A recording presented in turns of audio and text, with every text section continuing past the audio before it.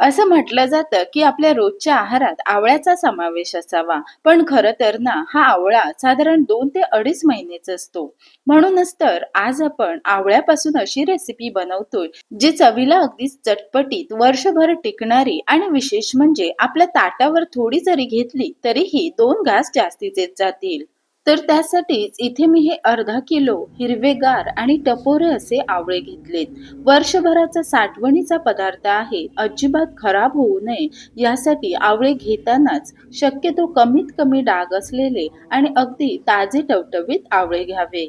आवळे स्वच्छ धुवून पूर्णपणे कोरडे केले आहेत. आता यासाठी लागणारा मसाला घेऊ. तर सर्व मसाला या एका चमच्यानेच मी घेणार आहे. तर सुरुवातीला 2 चमचे भरून धणे घेतलेत. मसाल्याला छान घट्टसरपणा यावा यासाठीच यामध्ये 1 चमचा भरून मोहरीची डाळ घेतली. कोणत्याही किराणा मालमध्ये अगदी सहज मिळते.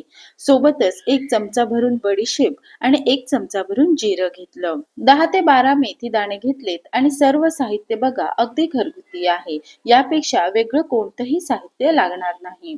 आता यामध्ये पाण्याचा वगैरे हात न लावता अगदी व्यवस्थित कोरडं असं वाटून घेऊ. तर हे बघा फार अगदी पूड न करता थोडीशी रव्याच्या आकाराची भरड बनवली. आता याचं झाकण लावून हा मसाला मी असा बाजूला ठेवते. शक्यतो आवळ्याचं लोणचं बनवताना आपण आवळा बऱ्यापैकी पाण्यामध्ये वाफवून घेतो. त्यामुळे बऱ्याच वेळी काय होतं, आवळ्याचं लोणचं वर्षभर टिकण्याची शक्यता फार कमी असते. म्हणूनच तर आज आपण थोडीशी वेगळी पद्धत वापरणार आहोत. तर त्यासाठी संपूर्ण लोणच्याला बघा साधारण 1 वाटी भरूनच मी इथे तेल वापरणार आहे. तर तेल हलकसं गरम झालं की मग यामध्ये हे सर्व आवळे घातलेत. आवळे असे तेलावर परतून घेतले म्हणजे लोणचं मुरायला फार दिवस लागत नाहीत आणि सोबतच यातील बरचसं मॉइश्चर कमी होतं आणि आवळ्याच्या लोणच्याला अजिबात बुरशी वगैरे लागत नाही. 2 ते 3 वेळा हे आवळे चांगले असे चमच्याने वर खाली केलेत. आता यावर झाकण ठेवायचं आणि 3 ते 4 मिनिटे तेलावरच हे वाफवून घेऊ. वरचं झाकण काढल्यावर बघा आवळ्याचा रंग हलकासा बदलला आहे आणि आवळ्याला चमचा असा टोचून पाहिल्यावर बघा अगदी सहज यामध्ये चमचा घुसतोय. आता यापेक्षा जास्त हे आवळे वाफवायचे नाहीत. गॅस बंद केलाय आणि हे सर्व आवळे मी बाजूला काढते. आता हे जे शिल्लक राहिलेलं तेल आहे ना, ते बाजूला वगैरे न काढता हे आपण असंच ठेवणार आहोत. पूर्ण लोणच्यासाठी एवढं हे तेल पुरेसं आहे. तर हे तेल बघा आता कडकडीत असं गरम करायचं आणि नंतर मात्र गॅस कमी करायचा. 4 ते 5 मिनिटांनंतर तेल हलकसं कोमट झालं. आता यामध्ये आपण सुरुवातीला वाटलेला मसाला घालू. तर लक्षात ठेवायचं म्हणजे हा मसाला अजिबात करपू द्यायचा नाही. गॅस कमीच ठेवून सर्व मसाले घालणार आहोत. अर्धी वाटी किंवा मग 50 ग्रॅम यामध्ये मोहरीची डाळ घातली.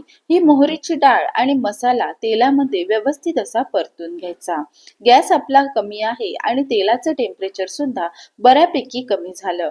आवळ्याचं लोणचं हे आपल्याला जसं चटपटीत, आंबट, गोड, तिखट चवीचं हवं त्याप्रमाणे हे सर्व पुढचे जिन्नस घालू. तर इथे मी 2 चमचे भरून लाल तिखट घातलं. सोबतच थोडीशी हळद, थोडासा हिंग आणि संपूर्ण लोणच्याला जेवढं मीठ लागेल तेवढं मीठ घातलं.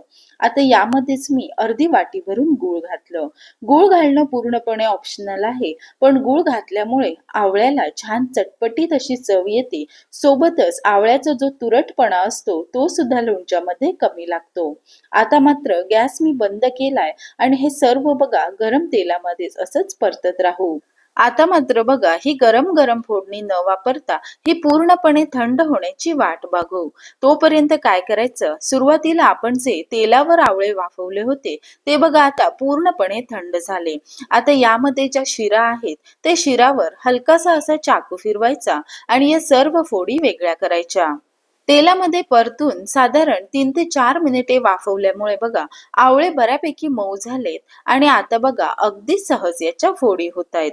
फार वेळ लागत नाही. अगदी पटापट या फोडी मी वेगळ्या केल्यात. या आवळ्याच्या फोडी अशाच आपण अख्ख्या लोणच्यामध्ये वापरू शकता किंवा मग आपल्याला याचे छोटे छोटे काप करायचे असतील तर मात्र आत्ताच यावेळी चाकूने असे कापून घ्यायचे. म्हणजे या छोट्या छोट्या प्रत्येक फोडीमध्ये खार चांगला मिसळला जातो आणि प्रत्येक फोडीला तुरट चव न येता छान आंबट, गोड, तिखट अशी चव येते. आवळ्याच्या फोडी पूर्णपणे थंड झाल्यात. सोबतच सुरुवातीला आपण खार बनवून ठेवला होता, त्यामुळे तो सुद्धा पूर्णपणे थंड झालाय.